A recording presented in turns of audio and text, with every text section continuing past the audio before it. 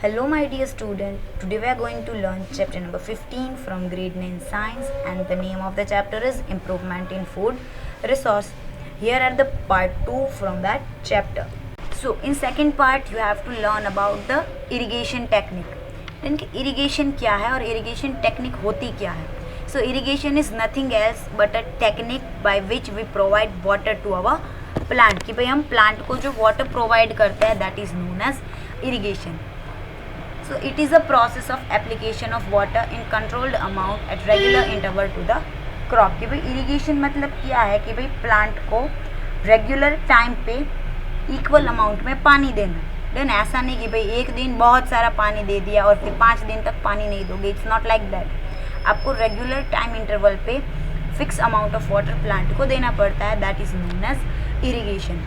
Now irrigation method are adopted at various places, especially in an area of low rainfall to ensure the proper growth of crop. अब irrigation methods कहाँ पे use होती है कि कोई ऐसा area जहाँ पे रेन बहुत कम हो रही है तो वो कम रेन वाले एरिया में उन लोग को पानी को बहुत ही ज़्यादा केयर करके यूज़ करना पड़ता है. तो वो लोग क्या करते हैं इरिगेशन के लिए various types of method use करते हैं कि भाई पानी को स्टोर करके अलग अलग मेथड से अपने क्रॉप को वो लोग पानी देंगे. Okay, now what are the irrigation methods. So first one is well, then second one is river lift system, third one is tank. कि भाई ये सारी ऐसे सिस्टम्स है जो लोग फॉलो करते हैं जहाँ पे कम रेनफॉल होता है. So first one is well. Now two types of well are use for irrigation. कि भाई वेल दो टाइप की होती है जो यूज़ होती है. First one is tube well and second one is dug well. कि भाई वेल्स भी दो टाइप के होते हैं, tube well and dug well.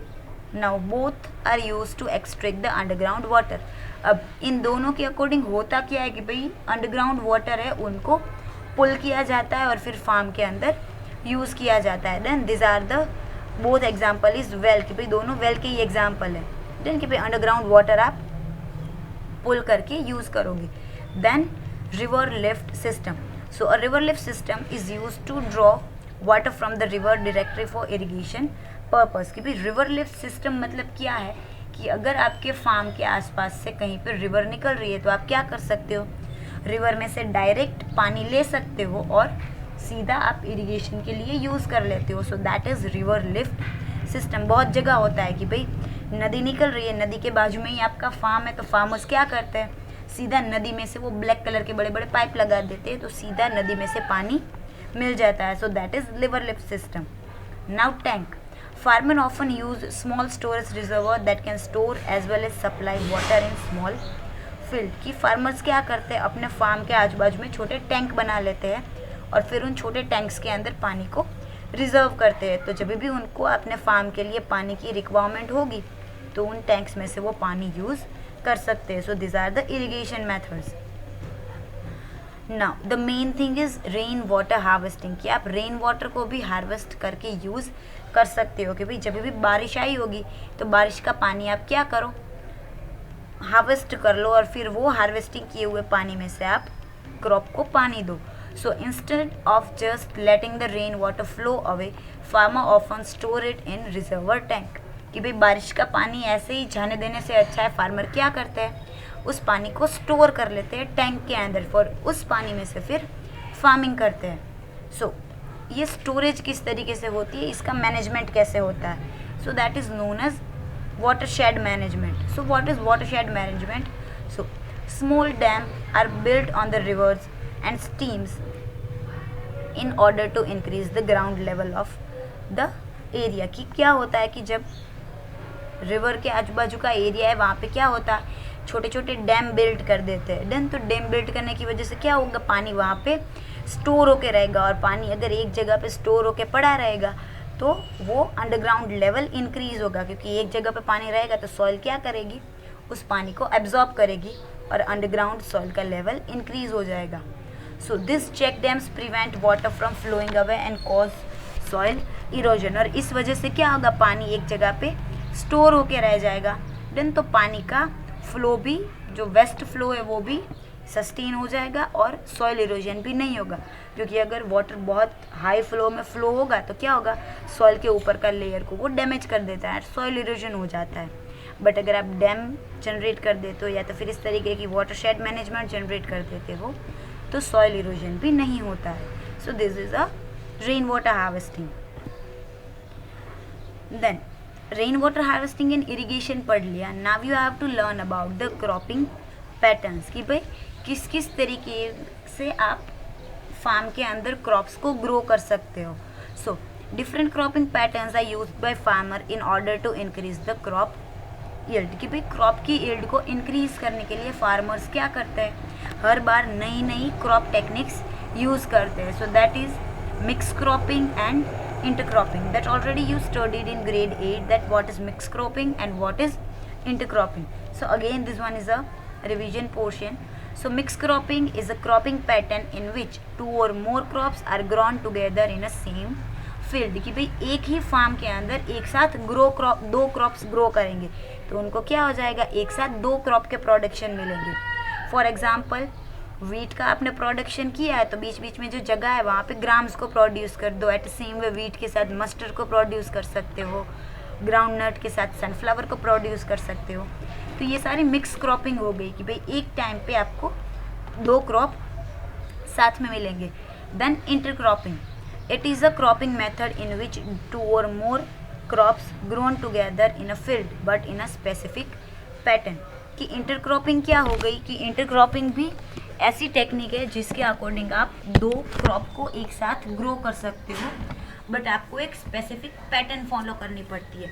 आप मिक्स क्रॉपिंग के जैसे दोनों को साथ में ग्रो नहीं कर सकते. इंटरक्रॉपिंग के लिए आपको स्पेसिफिक पैटर्न फॉलो करनी पड़ती है. देन अब इंटरक्रॉपिंग के लिए आप कौन कौन से क्रॉप्स एक साथ यूज़ कर सकते हो, that is soybean in maize, then finger mills and cow peas. कि this are the crops which can use in intercropping. Okay, now the next point is crop rotation.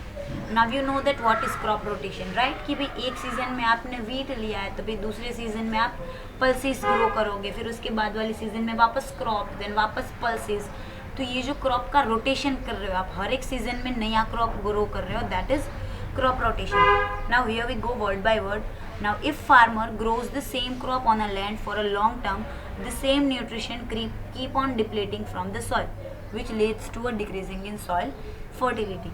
कि अब अगर फार्मर क्या करेगा, एक ही फील्ड के अंदर एक ही टाइप का क्रॉप ग्रो करेगा तो फिर उस सॉइल के अंदर उनके न्यूट्रिएंट डिक्रीज हो जाएंगे. जैसे आप लोग ही, आप लोग को रोज़ सब्जी रोटी ही दे दे, देन एक ही सब्जी और रोटी रोज़ ही आपको दे तो आप 2 दिन खाओगे, 5 दिन खाओगे, 7 दिन, 1 वीक खाओगे, फिर आप भी थक जाओगे सेम चीज़ें खा खा के. तो at the same way soil को भी जब आप सेम टाइप का क्रॉप देते हो कि हर बार आप वीट ही ग्रो करते हो आप अपनी फील्ड में, तो वो सॉइल क्या हो जाती है, फिर उनमें से न्यूट्रिएंट चले जाते हैं. इसीलिए क्या होता है, आपको सॉइल को अलग अलग क्रॉप्स देने पड़ते हैं, आपको रोटेशन करना पड़ता है. तो इसीलिए फार्मर्स क्या करते हैं, प्लांट को रोटेशन करते हैं. Planting different crops on rotation can lead to a better yield. कि आप अलग अलग क्रॉप्स को रोटेट करते रहोगे तो आपको अच्छी यील्ड मिलेगी. डन. कि एक बार आपने सीरियल्स ग्रो किए तो सीरियल्स ग्रो करने की वजह से क्या होगा, आपकी फील्ड के अंदर नाइट्रोजन का लेवल कम हो जाएगा. डन. तो अब नेक्स्ट टाइम पे आप क्या करो, पल्सेस ग्रो कर दो. तो जैसे ही आप पल्सेस ग्रो करोगे तो पल्सेस के पास कैपेसिटी होती है नाइट्रोजन को सॉइल के अंदर रिस्टोर करने की. तो पल्सेस ग्रो करते ही नाइट्रोजन आपकी सॉइल के अंदर रीडेवलप हो जाएगा, फिर वापस से आप सीरियल्स ग्रो कर सकते हो तो वापस नाइट्रोजन यूज़ हो जाएगा, देन वापस यू कैन यूज़ पल्सेस. तो ऐसे आप करोगे तो आपकी सॉइल को न्यूट्रिएंट भी मिलते रहेंगे. Okay. Now crop protection management, कि आपको क्रॉप को किस तरीके से प्रोटेक्ट करना है, आपको क्रॉप्स को किस तरीके से बचा के रखना है. Because as we know that कि फार्म के अंदर बहुत सारे इंसेक्ट्स घुस जाते हैं, बहुत सारे एनिमल्स घुस जाते हैं जिनकी वजह से प्लांट्स ख़राब हो जाते हैं.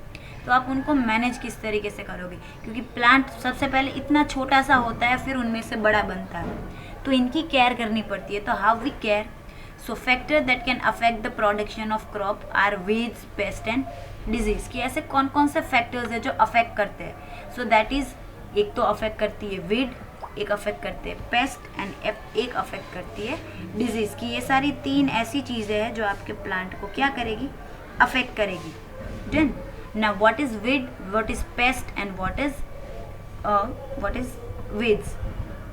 देन तो इनको आपको पढ़ना है.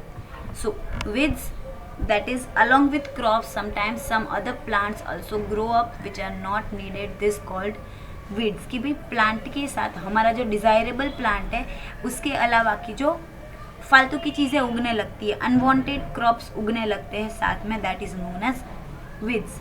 नाउ अगर आपको weeds को कंट्रोल करना है तो आप क्या यूज़ करोगे? weedicides.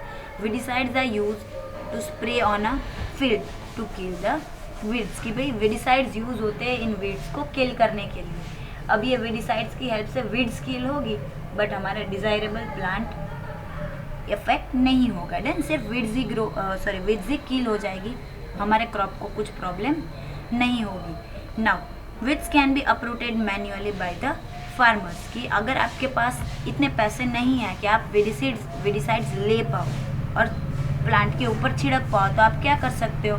मैन्युअली भी उन weedicides को अपरूटेड कर सकते हो. कि आप ऐसे ही पकड़ के खींच लोगे तो वो weedicide वो weeds ऐसे ही निकल जाएगी. जैसे यहाँ पे इमेज में मेंशन है कि वो भाई क्या कर रहा है, हाथ से ही उसको खींच लेगा तो वो मैन्युअली भी अपरूट हो जाएगी. Then pest. So several insect and pest can affect the crop in different way. कि भी बहुत सारे इंसेक्ट्स और बहुत सारे पेस्ट भी क्रॉप को अफेक्ट कर सकते हैं. They can cut the part of crop like fruit, leaves and stems. कि भाई इंसेक्ट एंड पेस्ट क्या करेगी, आपके क्रॉप में से कभी कभी फ्रूट को खा जाती है या तो उसको कट कर जाती है, लीव्स को काट देती है, स्टेम को काट देती है.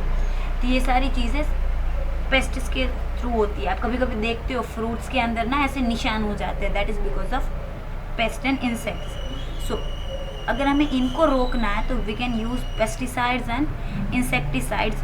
This can be spray on field to kill germs. कि आप पेस्टिसाइड्स एंड इंसेक्टिसाइड्स को प्लांट्स के ऊपर छिड़क दोगे तो पेस्ट एंड इंसेक्ट्स क्या हो जाएंगे? किल हो जाएंगे. Okay.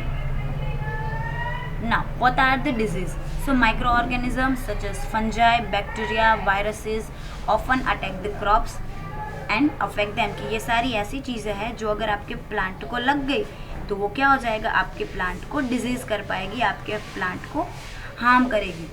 Then, so this pathogen can be transmitted to crop via soil, water and air. कि ये सारे पैथोजेंस या तो सॉइल में से आ सकते हैं, या तो वाटर में से आ सकते हैं, या तो फिर एयर में से आ सकते हैं. तो अब आप इसको किस तरीके से मैनेज करोगे?